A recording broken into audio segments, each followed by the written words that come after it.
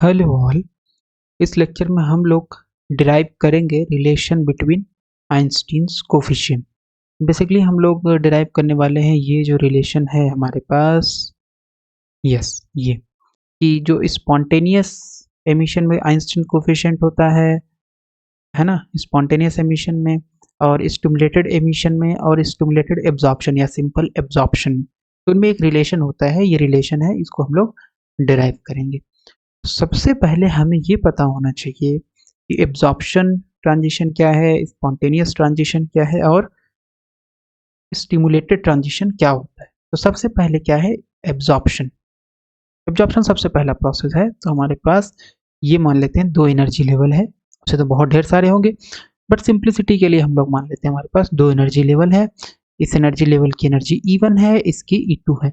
मान लेते हैं इसमें नंबर ऑफ एटम्स को हम रिप्रेजेंट कर रहे हैं N1 से और इसमें नंबर ऑफ एटम्स को रिप्रेजेंट कर रहे हैं N2 से। तो अगर कोई एनर्जी नहीं है सिस्टम के पास या एटम्स के पास, तो वो कहाँ रहना प्रेफर करेंगे, N1 में, ग्राउंड स्टेट में। जैसे ही इनको यहाँ से एनर्जी मिली बाहर से, तो ये क्या करेंगे, ऊपर की तरफ जाएंगे। ये वाला एटम यहाँ पहुंच जाएगा, ये वाला यहाँ पे, ये वाला यहाँ पे। इसी को बोला जाता है एब्जॉर्प्शन या इंड्यूस्ड एब्जॉर्प्शन। एब्जॉर्प्शन भी बोलते हैं, इंड्यूस्ड एब्जॉर्प्शन भी बोलते हैं और स्टिमुलेटेड एब्जॉर्प्शन भी बोलते हैं। एब्जॉर्प्शन के बाद कौन सा प्रोसेस आता है, उसके बाद आता है आपका spontaneous emission. Spontaneous emission, spontaneous emission में क्या होगा, एटम यहाँ पे एक्साइटेड स्टेट में पहुंच गया है, तो हमें पता है कि यहाँ पे ज़्यादा देर तक रुकेगा नहीं और यहाँ से नीचे आएगा, एक फोटोन को एमिट करेगा। ये वाला एटम भी 1 सेकेंड, ये वाला भी क्या करेगा, नीचे आएगा और एक फोटोन को एमिट करेगा। ठीक है, तो ये जो आपके पास एमिशन होता है जिसमें किसी भी एक्सटर्नल एजेंसी की जरूरत नहीं है, अपने आप फोटोन, अपने आप एटम यहाँ पे था एक्साइटेड स्टेट में, जस्ट इसके बाद वाला प्रोसेस यहाँ पे पहुंच गया है ना, एब्जॉर्ब करके, तो यहाँ से नीचे आएगा, फोटोन एमिट करेगा। इसको बोलते हैं स्पॉन्टेनियस एमिशन। लेकिन हमारे पास एक दूसरे तरीके का एमिशन भी होता है जो कि लेजर में यूज होता है। स्पॉन्टेनियस एमिशन, जैसे हमारे पास लाइट बल्ब है, इन सब में जितना भी होगा सब में स्पॉन्टेनियस एमिशन होता है। लेकिन लेजर में एक डिफरेंट टाइप का एमिशन होता है। एमिशन का मतलब क्या है कि एब्सॉर्प्शन वाला प्रोसेस हो गया है, एटम सभी कहाँ पे हैं, एक्साइटेड स्टेट में है। ओके, तो इसको बोला जाता है स्टिमुलेटेड एमिशन। स्टिमुलेटेड एमिशन, इसमें क्या होगा, जैसे ही ये वाला एटम जो है यहाँ पे जो है, जैसे ही ये ग्राउंड स्टेट में आने वाला होगा, तो ग्राउंड स्टेट में अगर आएगा तो क्या करना पड़ेगा, इसे एक फोटोन एमिट करना पड़ेगा। उसी समय एक फोटोन इसको बाहर से दे दिया जाएगा, तो ये क्या करेगा, एक तो ऊपर से नीचे आ रहा है तो ये एमिट करेगा और एक ये वाला फोटोन एमिट होगा। ओके, तो इसको बोला जाएगा स्टिमुलेटेड। मतलब हमने क्या किया है, एक एक्सटर्नल फोटोन प्रोवाइड कर दिया है जैसे ही ये नीचे आने वाला था एटम, फिर इस एटम को भी हम एक्सटर्नल फोटोन प्रोवाइड कर देंगे। तो अब ये क्या करेगा, ये भी 2 फोटोन एमिट करेगा, फिर ये वाला भी 2 फोटोन एमिट करेगा। तो हर एक सिंगल एटम क्या करेगा, 2 फोटोन एमिट करेंगे। तो इसको बोला जाता है स्टिमुलेटेड एमिशन। इसको हम स्पॉन्टेनियस एमिशन अपने आप होगा, रैंडम प्रोसेस है, इसको हम बाहर से कंट्रोल नहीं कर सकते हैं। फोटोन से जो होंगे वो रैंडम डायरेक्शन में, ये वाला एटम इधर एमिट कर सकता है, ये वाला एटम इधर एमिट कर सकता है, कोई दूसरा होगा तो कहीं दूसरी डायरेक्शन में करेगा। ये सारे एटम में कोई जो एमिशन हो रहा है फोटोन का, उनमें कोई कोरिलेशन नहीं है, एक दूसरे से कोई संबंध नहीं है, सब रैंडम है। लेकिन ये जो स्टिमुलेटेड एमिशन है, इसमें क्या है, ये वाले फोटोन और ये वाला फोटोन, मतलब स्टिमुलेटिंग या एक्सटर्नल फोटोन और एक्साइटेशन के द्वारा जो फोटोन एमिट हुआ है, इन दोनों में रिलेशन होगा। इन दोनों का फेज फ्रीक्वेंसी सेम होगा, इसका भी फेज फ्रीक्वेंसी सेम, इसका भी फेज फ्रीक्वेंसी सेम, इसका भी फेज फ्रीक्वेंसी सेम होगा। प्लेन ऑफ पोलराइजेशन भी सेम होगा, क्योंकि ये सारा किसके ऊपर डिपेंड करेगा, ये डिपेंड करेगा कि जो एक्सटर्नल फोटोन है उसकी फ्रीक्वेंसी कितनी है, फेज कितना है एंड सो ऑन। ठीक है, तो ये हमारे पास एक बेसिक इंट्रोडक्शन हो गया एब्जॉर्प्शन, स्पॉन्टेनियस एमिशन और स्टिमुलेटेड एमिशन का। फिर अगर हम प्रोबेबिलिटी की बात करें कि कितनी प्रोबेबिलिटी होगी यहाँ से यहाँ ट्रांजिशन में, तो प्रोबेबिलिटी किस पे डिपेंड करेगी? ये वाला एटम यहाँ जाएगा तो ये किस बात पर डिपेंड करेगा? डिपेंड करेगा कि ये फोटोन की एनर्जी कितनी है, राइट। ये वाला एटम यहाँ जाएगा तो किस पे डिपेंड करेगा? फोटोन की एनर्जी। अपने आप यहाँ से यहाँ तो एटम नहीं जा सकता है क्योंकि ये ग्राउंड स्टेट है, यहाँ पे जाने के लिए उसको क्या चाहिए? एनर्जी चाहिए। तो इसका मतलब है यहाँ से यहाँ अगर एटम जा रहा है तो ये किसकी वजह से जा रहा है? ये जा रहा है इस फोटॉन्स की वजह से। तो अगर हम प्रोबेबिलिटी लिखें, ये प्रोपोर्शनल होगा नंबर ऑफ फोटॉन्स, या इसको अगर हम थोड़ा और लिखें तो ये हमारे पास, अगर प्रोपोर्शनलिटी हटा दें हम, तो हमारे पास आ जाएगा P12 is equal to B12 rho nu. ठीक है, ये मिल गया। फिर हमारे पास एक तो प्रोबेबिलिटी मिल गई हमें, और दूसरा हमारे पास होता है एब्जॉर्प्शन ट्रांजिशन, जिसको हम रिप्रेजेंट करते हैं RABS से। तो RABS क्या हो जाएगा? एब्जॉर्प्शन ट्रांजिशन क्या हो जाएगा? जस्ट जो प्रोबेबिलिटी निकाले हो उसमें नंबर ऑफ एटम से मल्टीप्लाई कर देंगे। सो N1 या B12 N1 रो न्यू हो गया। सिमिलरली स्पॉन्टेनियस की अगर बात करें तो यहाँ पे तो कोई एक्सटर्नल है ही नहीं, यहाँ पे तो एक्सटर्नल फोटॉन है ही नहीं कहीं पे, यहाँ पे तो एक्सटर्नल फोटॉन था, ये अपने आप होगा। तो अपने आप जब होगा तो ये वाला टर्म तो गया, उसका मतलब प्रोबेबिलिटी जो होगी वो क्या होगी? इसके ऊपर डिपेंड नहीं करेगी। तो P12 अगर हम ये मान लेते हैं एब्जॉर्प्शन है, P12 स्पॉन्टेनियस की बात करें तो ये क्या होगा? ये आपका होगा कांस्टेंट, और हम मान लेते हैं ये कांस्टेंट हमारा A21 है। ठीक है, तो P12 हमारे पास इतना हो गया। और अगर हम R स्पॉन्टेनियस कैलकुलेट करेंगे तो क्योंकि N2 से ट्रांजिशन हो रहा है तो N2 मल्टीप्लाइड बाई A21 इतना हो गया। स्टिमुलेटेड की अगर बात करें तो स्टिमुलेटेड में कैसे लिख सकते हैं इक्वेशंस को? स्टिमुलेटेड में इक्वेशंस को लिखेंगे अगर हम, तो हमारे पास हो जाएगा this is not 1 2, this is 2 1, है ना, 2 से 1 में ट्रांजिशन हो रहा है तो P21 now it is correct. तो यहाँ पे हमारे पास क्या हो जाएगा? P21 stimulated, let's say ST लिख देते हैं स्टिमुलेटेड के लिए।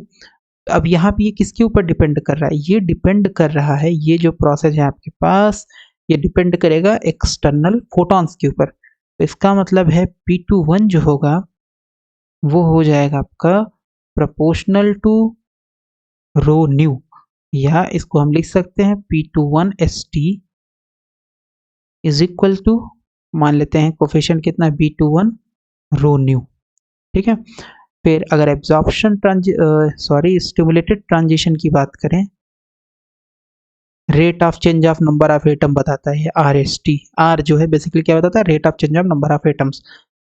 तो RST हो जाएगा आपके पास, N2 से मल्टीप्लाई कर देंगे, B21 N2 रो न्यू। ठीक है, तो ये हमारे पास बेसिक इक्वेशंस हो गए कि आपके पास एब्जॉर्प्शन ट्रांजिशन का इक्वेशन हो गया, फिर स्पॉन्टेनियस ट्रांजिशन का, स्पॉन्टेनियस एमिशन का आपके पास इक्वेशन हो गया, और स्टिमुलेटेड एमिशन का हो गया। तो यहाँ पे हमें बस यही निकालना है कि जो B और A है, तो B बेसिकली क्या है? B रिप्रेजेंट कर रहा है स्टिमुलेटेड, और A जो रिप्रेजेंट कर रहा है वो रिप्रेजेंट कर रहा है स्पॉन्टेनियस। ठीक है, और एक चीज ये भी इंपॉर्टेंट है, क्या हमारे पास 1 से 2 में अपने आप एटम जा सकता है? आंसर है नहीं। 2 से 1 में अपने आप एटम आ सकता है, इसी को बोला जाता है स्पॉन्टेनियस। लेकिन 1 से 2 में अपने आप एटम नहीं जा सकता है। ठीक है, तो इसका मतलब है A12 इज इक्वल टू 0। या सिंपल बात करें, प्रोबेबिलिटी फ्रॉम ट्रांजिशन अगर हम बात करें P12 स्पॉन्टेनियस, ये हो जाएगी 0, कोई भी एटम नहीं जा सकता है, तो ये कांस्टेंट होता है और ये हो जाएगा 0। तो A12 यानी स्पॉन्टेनियस एब्जॉर्प्शन आइंस्टीन कोफिशिएंट क्या होगा? 0 होगा। ओके, तो इतना हमारे पास आ गया है। तो यहाँ से हम लोगों ने ये निकाल लिया, हमारे पास ये इक्वेशन R एब्जॉर्प्शन आ गया, R स्पॉन्टेनियस आ गया, 1 सेकेंड, R स्पॉन्टेनियस आ गया, और R स्टिमुलेटेड आ गया। ओके, तो अगर हम बात करें हमारे पास थर्मल इक्विलिब्रियम में हो सिस्टम, तो थर्मल इक्विलिब्रियम में क्या होगा? Absorption is equal to emission. जितना भी एब्जॉर्ब किया, एब्जॉर्ब करके हायर एक्साइटेड स्टेट में जाएगा, फिर वहाँ से नीचे आएगा, तो नीचे आने के लिए वो एब्जॉर्प्शन हो गया। ये एब्जॉर्प्शन के बाद दो प्रोसेस हो सकता है, स्पॉन्टेनियस प्लस एमिशन। तो इसका मतलब है अगर हम थर्मल इक्विलिब्रियम की बात करें तो उस केस में क्या हो जाएगा, उस केस में हमारे पास आ जाएगा 1 सेकेंड। तो अगर हम थर्मल इक्विलिब्रियम की बात करेंगे तो absorption is equal to emission. Emission कितना है आपके पास, स्पॉन्टेनियस है प्लस, ओके पूरा लिख देते, स्पॉन्टेनियस प्लस स्टिमुलेटेड। एब्जॉर्प्शन तो ये हो गया आर ए बी एस, और यहाँ पे एमिशन ट्रांजिशन में हमारे पास क्या क्या हो गया, R spontaneous plus R stimulated. R absorption हमारे पास है B12N1 रो न्यू, और ये हमारे पास है spontaneous N2A21 plus B21N2 rho nu, right. Just value substitute कर दिए, रो न्यू वाला एक साइड कर लेते हैं, तो ये हो जाएगा B12N1 रो न्यू। रो न्यू बेसिकली क्या है, फोटोन डेंसिटी है या एनर्जी डेंसिटी ऑफ फोटॉन्स। और यहाँ पे आ गया B21N2 रो न्यू N2A21, इतना आ गया, ठीक है। तो इसको हम क्या करते हैं, थोड़ा सा स्पेस हम खाली कर लेते हैं, तो यहाँ से हमारे पास आ जाएगा B12N1 माइनस B21N2, रोनी बाहर निकाल लेते हैं, तो ये आ जाएगा N2/A21, और रोन्यू जो होगा वो आ जाएगा आपके पास N2/A21 divided by B12N1 sorry B12 है ना, ये पूरा टर्म इधर चलाएगा, B12N1 माइनस B21N2, ये आ गया हमारे पास फोटॉन डेंसिटी का फार्मूला। तो अगर हम बात करें, हमें पता है प्लांक फार्मूला होता है फोटॉन्स डेंसिटी के लिए या एनर्जी डेंसिटी ऑफ फोटॉन्स के लिए। तो Planck's formula not photon density, Planck's formula for किसके लिए है, एनर्जी डेंसिटी के लिए। तो ये होता है rho nu is equal to 8 pi H nu cube upon C cube 1 upon e to the power h nu upon k T, ये जहाँ पे क्या है h nu upon k T minus 1, right. ये होता है हमारे पास प्लांक फार्मूला। 8 पाई भी होगा यहाँ पे, एक सेकेंड, तो यहाँ पे पाई भी होगा, तो ये प्लांक फार्मूला है 8 पाई एच न्यू के upon C cube 1 upon eight pi H nu by K T minus 1, okay. यहाँ पे हम लोग ध्यान दें तो इसका मतलब है ये जो टर्म है, ये जो एक्सप्रेशन हम लोगों ने निकाला है, इसको बेसिकली इसी से कंपेयर करेंगे। तो इससे कंपेयर करने के लिए सबसे पहले यहाँ पे हमें 1 लाना पड़ेगा। इसका मतलब है यहाँ पे हमें, क्योंकि यहाँ पे क्या है some term minus 1, some terms minus 1, तो इसका मतलब हमें B21N2 से ऊपर नीचे मल्टीप्लाई करना पड़ेगा या डिवाइड करना पड़ेगा ना। तो अगर डिवाइड हम करेंगे तो हमारे पास क्या आ जाएगा, rho nu is equal to N2A21, इसमें भी डिवाइड कर दिए B21N2 से, और यहाँ पे जब डिवाइड करेंगे तो B12N1 upon minus B21N2, B12N1 minus B21N2 upon B21N2, इतना हो गया।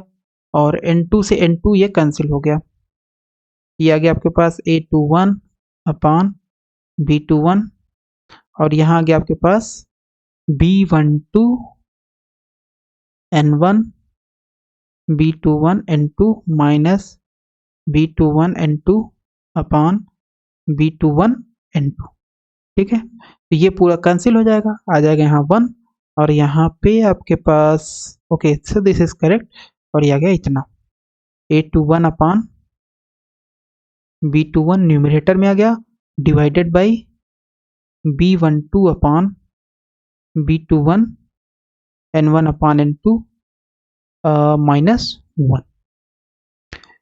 ठीक है, तो ये आ गया हमारे पास। तो हमें इस इक्वेशन को यही प्लांक्स लॉ के रिस्पेक्ट में लिखना है। तो कैसे कर सकते हैं हम? सबसे पहले हम अगर बात करें N1 N2 की, तो N1 excuse me, N1 Boltzmann Maxwell Boltzmann distribution से, क्योंकि एटम्स है तो हम मान ले रहे हैं मैक्सवेल बोल्ट्जमान डिस्ट्रीब्यूशन को ये फॉलो करेंगे। ठीक है, मैक्सवेल बोल्ट्जमान डिस्ट्रीब्यूशन से N1 हो जाता है N0 e to the power -E1 upon ET, इतना होता है। ओके, N2 कितना हो जाएगा? N2 हो जाएगा आपके पास N0 e to the power -E2 upon KT, जहाँ पे K या KB भी लिखते हैं। तो बेसिकली K आपका क्या है? बोल्ट्जमान कांस्टेंट है। N1 अपॉन N2 अगर हम करेंगे कितना आ जाएगा? N0 e to the power -E1 upon KT divided by N0 e to the power -E2 upon KT। N0 से N0 कैंसिल और ये आ गया आपके पास e to the power -E1 upon KT, और माइनस वाला ऊपर जाएगा तो प्लस हो जाएगा e to the power E2 upon KT। तो ये आ जाएगा आपके पास e टू द पावर, ये दोनों पावर जुड़ जाएंगी तो अब KT कॉमन है तो इसको लिख सकते हैं E2 -E1 अपॉन KT। ठीक है, तो E2 -E1 क्या होता है? ये होता है आपके पास hν के बराबर। तो इसका मतलब है यहाँ पे हम लोग क्या रख सकते हैं? e to the power hν by KT रख सकते हैं, है ना। यहाँ पे हम लोग क्या रख सकते हैं? e to the power hν by KT रख सकते हैं।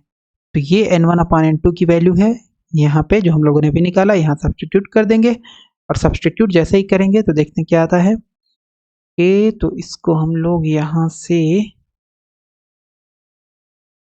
ये हो जाएगा आपके पास, ये क्या है? ये है रो न्यू की value.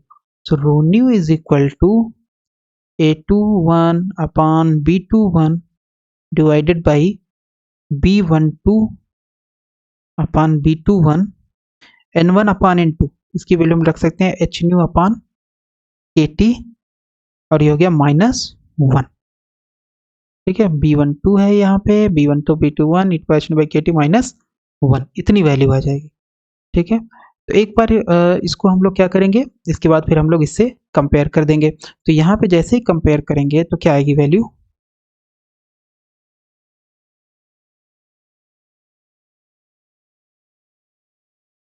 Okay, very nice. So यहाँ पे हमारे पास ये आ गया। इसको हम प्लांक फार्मूला से अगर कंपेयर करें तो न्यूमरेटर में कितना है? न्यूमरेटर में ये पूरी quantity, so this is rho nu, इसको हम ऐसे लिख सकते हैं 8 पाई hν क्यूब, फिर से पाई लिखना भूल गए, 8 pi hν cube upon c cube divided by e to the power hν upon KT -1, इतना है। तो अगर कंपेयर करें यहाँ पे तो ये जो वैल्यू है, ये वैल्यू जो है ये कितने के बराबर है? ये बराबर है 8 pi hν cube upon c cube, कितने के बराबर है? ये जो वैल्यू है यहाँ पे तो कुछ नहीं है, तो मतलब 1 के बराबर होगा ये, है ना। फिर e to the power hν by KT -1। तो इसका मतलब अगर हम कंपेयर करें this formula to this formula which is Planck's formula, तो हमारे पास आ जाएगा A21 upon B21 is equal to 8 pi hν cube upon c cube, ये वैल्यू आ गया। B12 upon B21 is equal to 1। ठीक है, तो यहाँ से हम लोग निकाल, तो अगर देखें तो B21 कितना आ जाएगा? B21 अगर हमें निकालना हो तो आ जाएगा c cube upon 8 pi hν cube into A21, B21 is equal to c cube upon 8 pi hν cube A21, और यहाँ से आ गया B12 बराबर B21। इसका मतलब हम लोग लिख सकते हैं B12 is equal to B21 is equal to c cube upon 8 pi hν cube, ये पूरा वैल्यू हो गई, इंटू A21। यही होता है आपका आइंस्टीन्स फार्मूला या आइंस्टीन्स कोफिशिएंट का रिलेशन। ठीक है, तो एक बार इसको रिपीट कर देते हैं। सबसे पहले प्रोबेबिलिटी हम लोग निकाले एब्जॉर्प्शन ट्रांजिशन में, जो कि हमारे पास आया इतना। फिर हम लोगों ने स्पॉन्टेनियस में निकाला, वो कांस्टेंट होगा। प्रोबेबिलिटी निकालने के बाद फिर एब्जॉर्प्शन ट्रांजिशन निकाला। B12 क्या है? Einstein coefficient for induced absorption. Rho nu क्या है? फोटॉन डेंसिटी या फोटॉन्स एनर्जी डेंसिटी। A21 क्या है? Einstein's coefficient for spontaneous emission. तो यहाँ स्पॉन्टेनियस एमिशन में एनर्जी की जरूरत होती नहीं है, अपने आप निकलता है। और स्पॉन्टेनियस में N2 से मल्टीप्लाई कर देंगे तो आ जाएगा R स्पॉन्टेनियस। फिर probability that stimulated transition occurs, उसमें क्या हो जाएगा? B21 रो न्यू और R स्टिमुलेटेड इतना आ जाएगा। ठीक है। Spontaneous transition is not possible क्योंकि ग्राउंड स्टेट से अपने आप एटम जंप नहीं करके जा सकते हैं दूसरे एनर्जी स्टेट में E2 में, तो इसलिए A12 की वैल्यू क्या होगी? 0 होगी। थर्मल इक्विलिब्रियम की बात करें, number of atoms absorbed photons per second per unit volume, number of atoms emitted photons per unit second per unit volume. तो आर एब्जॉर्प्शन आ जाएगा R spontaneous plus R stimulated. R absorption की value रख दी है, R spontaneous की, R stimulated की, इसको पूरे को उठा करके इधर लाए तो ये आपका कॉमन आ जाएगा रो न्यू। ये हो जाएगा N1B12 माइनस N2B21 और ये आ गया N2A21। तो इसका मतलब रो न्यू की वैल्यू आ गई N2A21 अपान N1B12 माइनस N2B21। फिर इसको 1 बनाना है हमें, तो इसलिए यहाँ पे डिवाइड कर देंगे क्योंकि प्लैंक्स फार्मूला में हमारे पास इतना आ रहा था। ठीक है, तो डिवाइड कर दिए हम लोग और हमारे पास इतना आ जाएगा। लेकिन यहाँ पे चाहे तो हम इससे डिवाइड कर सकते हो तो भी आ जाएगा, जैसे हम लोगों ने किया था अभी लाइव में। लेकिन अगर आप जस्ट इसमें केवल N2B12 से डिवाइड करोगे, N2B12 से भी डिवाइड करोगे तो आपके पास ये इतना आ जाएगा रिलेशन। ठीक है, तो यहाँ पे हम लोगों का 1 आ रहा था क्योंकि हम लोगों ने N2B21 से डिवाइड किया था। ओके, फिर ये मैक्सवेल बोल्ट्जमान डिस्ट्रीब्यूशन से लिख दिया, number of atoms in energy state E क्या होता है? N बराबर N0 e टू द पावर minus capital E upon KT। तो यहाँ से हम लोग निकाल लेंगे N1 upon into H upon KT आ जाएगा। फिर ये आगे वैल्यू कंपेयर कर देंगे तो ये आ जाएगा 8πh अपान C क्यूब और ये आगे आपके पास B21 अपान B12 के बराबर आ जाएगा। ठीक है, तो ये हमारे पास आ गया आइंस्टीन्स कोफिशिएंट का relation B12 is equal to B21 C cube upon 8πh cube into A21। The probability for an absorption transition is equal to the probability for a stimulated transition। तो इस इक्वेशन से हमें क्या पता चलता है? इस इक्वेशन से हमें ये पता चलता है कि स्टिमुलेटेड ट्रांजिशन यानी एब्जॉर्प्शन जो हो रहा है आपके पास, यहाँ पे अगर हम बनाएं तो यहाँ पे आपके पास है ये हो गया E1, ये हो गया E2। तो अगर एब्जॉर्प्शन जब होगा तो उसकी प्रोबेबिलिटी हम लिखेंगे कैसे? P12, यहाँ से फोटॉन्स आएंगे तो रो न्यू हो गया B12 हो गया। और अगर स्टिमुलेटेड एमिशन हो रहा है, स्टिमुलेटेड एमिशन अगर हो रहा है तो यह हो गया आपके पास सेम ही है E2 E1, यहाँ पे N2 एटम है, यहाँ पे N1 एटम है ना। तो उस केस में हमारे पास P21 और अगर हम मान लें कि ये स्टिमुलेटेड है तो स्टिमुलेटेड में क्या होगा?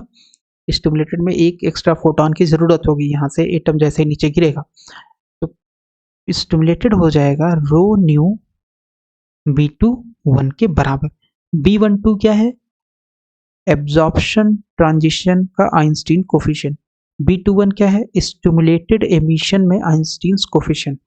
तो इसका मतलब है B12 और B21 बराबर है, तो B12 ये है और B21 ये है, ये दोनों वैल्यूज बराबर है। तो इसका मतलब प्रोबेबिलिटी जो होगी ट्रांजिशन की एब्जॉर्प्शन में और स्टिमुलेटेड एमिशन में, ये दोनों प्रोबेबिलिटी सेम होगी। The probability for an absorption transition is equal to the probability for stimulated transition. Okay, फिर दूसरा पॉइंट क्या है? तो इस इक्वेशन से हमें पता चल रहा है कि the stimulated emission is proportional to the third power of frequency. जो बी कोफिशिएंट ये क्या है? स्टिमुलेटेड है, चाहे स्टिमुलेटेड एब्जॉर्प्शन। B12 क्या है? स्टिमुलेटेड एब्जॉर्प्शन है। B21 क्या है? स्टिमुलेटेड एमिशन है। और जो ए है वो क्या है? स्पॉन्टेनियस है। तो स्पॉन्टेनियस केवल और केवल दूसरे लेवल से पॉसिबल है, तो इसलिए A21 यहाँ पे है सिंगल। तो अगर हम बात करें स्टिमुलेटेड एमिशन की तो ये किसके इनवर्सली प्रोपोर्शनल है? न्यू क्यूब के। It is inversely proportional to third power of frequency. तो इसका मतलब जितनी ज़्यादा फ्रीक्वेंसी वाली होंगी इलेक्ट्रोमैग्नेटिक वेव्स उतना ही आपका ये कोफिशिएंट की वैल्यू कम होती जाएगी। जैसे एक्सरेज है, तो एक्सरेज के केस में लेज़र बनाना बहुत ही ज़्यादा मुश्किल है, क्योंकि एक्सरेज की फ्रीक्वेंसी बहुत ज़्यादा है। जब फ्रीक्वेंसी ज़्यादा है तो स्टिमुलेटेड एमिशन जो ये बी है, B21, इसकी वैल्यू क्या हो जाएगी, कम हो जाएगी। The stimulated emission is proportional to third power of frequency. This is why it is difficult to achieve laser action in higher frequency range such as X-ray. तो अगर हाई फ्रिक्वेंसी रेंज में आप laser achieve करना चाहते हो, तो उस case में, क्योंकि यहाँ पे जो हमारे पास फार्मूला आ रहा है वो ये बता रहा है कि B21 की वैल्यू इन्वर्सली प्रोपोर्शनल है न्यू क्यूब के, तो जैसे जैसे फ्रिक्वेंसी बढ़ती जाएगी वैसे वैसे स्टिमुलेटेड एमिशन का मान भी घटता जाएगा। जैसे हमारे पास है एक्सरेज, तो एक्सरेज की फ्रिक्वेंसी बहुत ज़्यादा है तो स्टिमुलेटेड एमिशन वहाँ पे प्राप्त करना बहुत ही ज़्यादा मुश्किल होता है एक्सरेज के लिए।